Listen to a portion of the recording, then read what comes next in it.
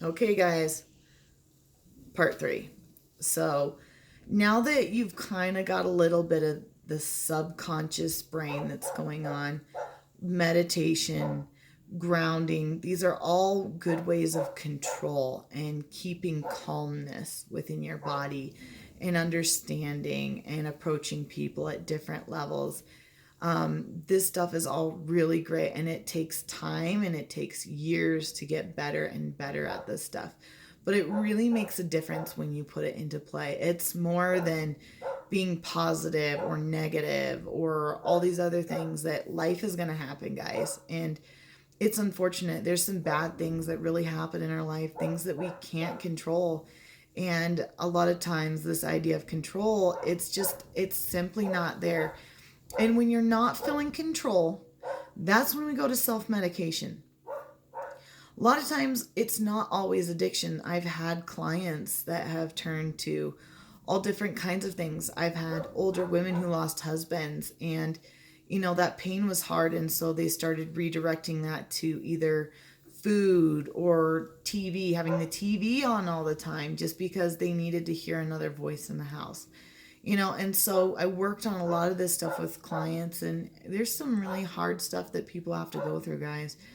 And what we started to do is recorrecting that, and especially like women were not feeling loved. I'm like, then you need to start getting massage. You need to start getting touched and loved by other people because your family's not around. You don't have someone touching you and loving you all the time.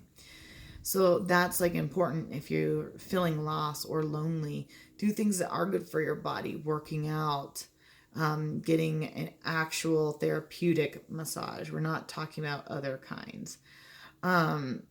Being around friends, letting friends come into your life, hug you, and be a part of your life, letting them in because you need that comfort from other people.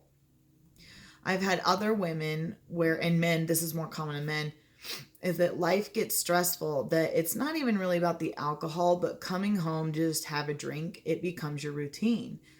And then usually it can be one comes to two, one comes to three, but you still feel in control of it. You don't really feel out of control of it. You're like, well, it's not like bad, it's not a problem, but maybe, I could be healthier or going to the gym. That a lot of times it just becomes a little bit numbing, or it just helps them deal with the anxieties or at work to unwind. That we do a little bit different, or pain. A lot of times guys have more physical labor jobs, and they're like, oh, I just did a beer because it just helped like relax my muscles, and I couldn't really go to bed if I didn't. And then turning on the TV, and it's so then they're stuck on TV. They're stuck eating unhealthy foods. They're snacking at night because they're up later. They're having extra drinks, and then all this stuff snowballs, right? So, undoing a lot of that is what we try to do, is like unwinding that. Okay, let's start with where you're at, and let's just keep figuring out the original source of this and just feeling, whatever that is, and working towards it. And I've had men that then they're like, you're right, I need to like just start working out. Like, that's what I really want to do. And then when they did that, they're like, oh, it was so much better because then, my back wasn't hurting. I was eating better and I was able to go to sleep. And their relationships got better even with their wives, or where they weren't going to bed at night with them, staying up too late, getting up too late, just feeling disengaged because they were mentally stressed out so much that it just gave them new energy. It gave them new life.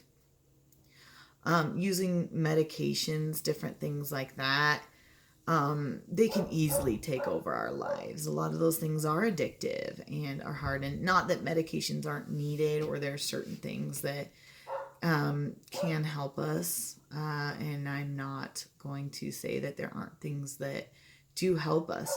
But for the most part, getting rid of those bad things and swapping it for something good, for the correction of what it is, whatever it needs to do. And then life starts to feel good and it gets way better.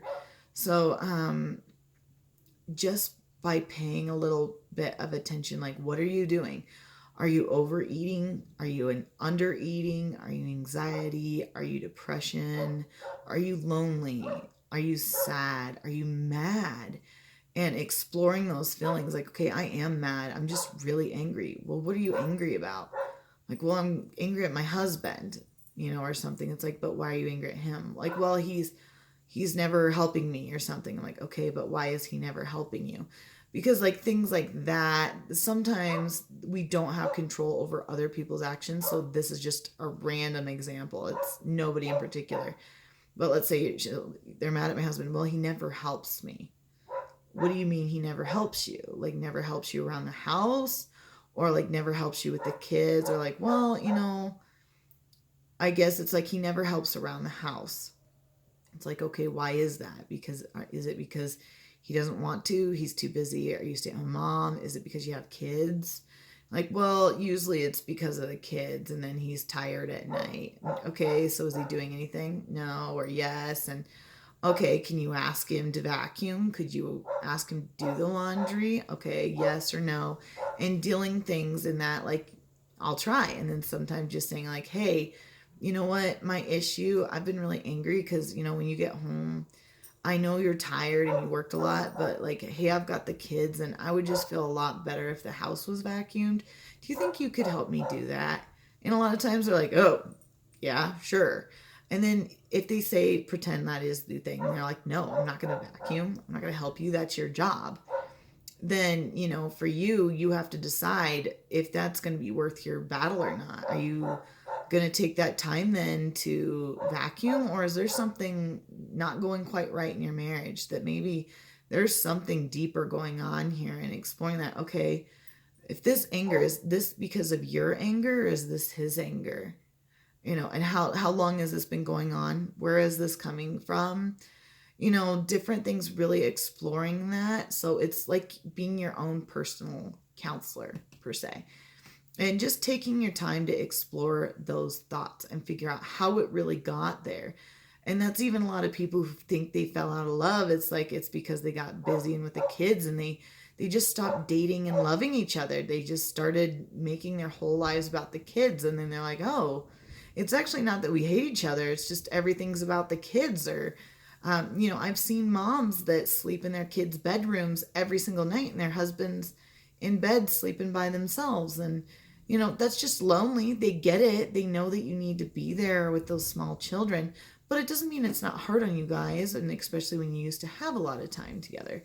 So, fixing that, taking the time to say, you know what?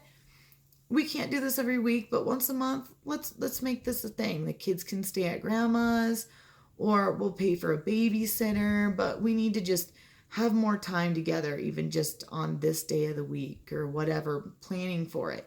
Just taking the time to do what it is you need to do, and sitting down and having those thoughts. Now, by no means do we have full control of other people's lives. We don't, okay? It's just not. And then even sometimes it's like friendships that are weighing you down. I learned to get rid of friendships. I learned how to get rid of food, things that were slowing me down in my life. And then after you get rid of something, guess what? Then your brain's going to go to the next thing.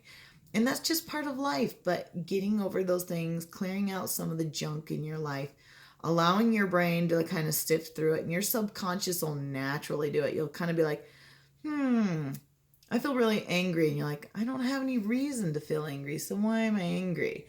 And then a couple times, like for women, you're like, oh, it was my time of the month. That's why I was crazy. Now I'm not, cool, just let it go. Then other times you're like, no, there's more to this. I'm getting so much anxiety at night, and trying to figure out where that's coming from.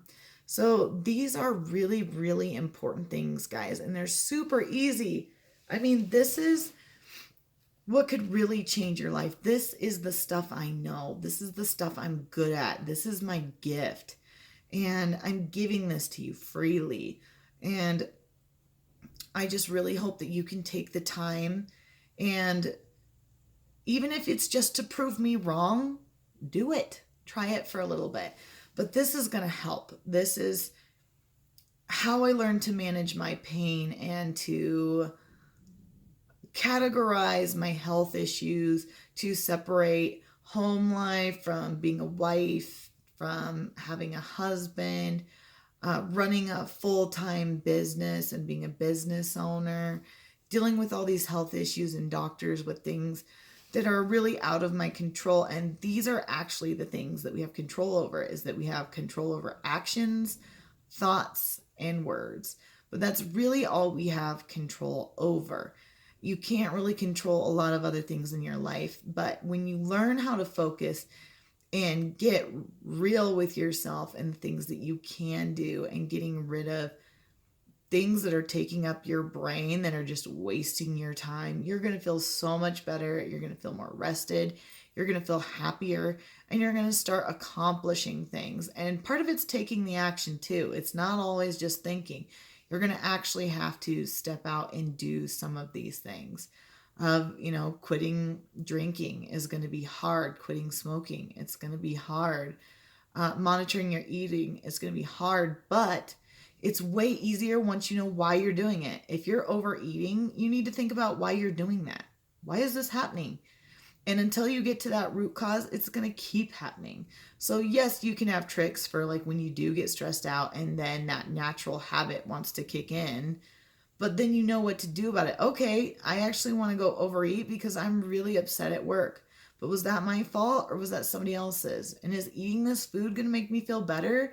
No, I'm pretty sure it's going to make me feel worse. Maybe I need to just get myself a thing of hot tea, take a bath, and I just need to do something good for myself. Let's just go treat myself well. And when you do that, instead of giving into that habit, instead of overeating and going and taking that nice bath, soaking in the tub, get a nice scent, read a book that you've been dying to read, go do your hobby or paint or go exercise, whatever it is you want to do, start replacing those things.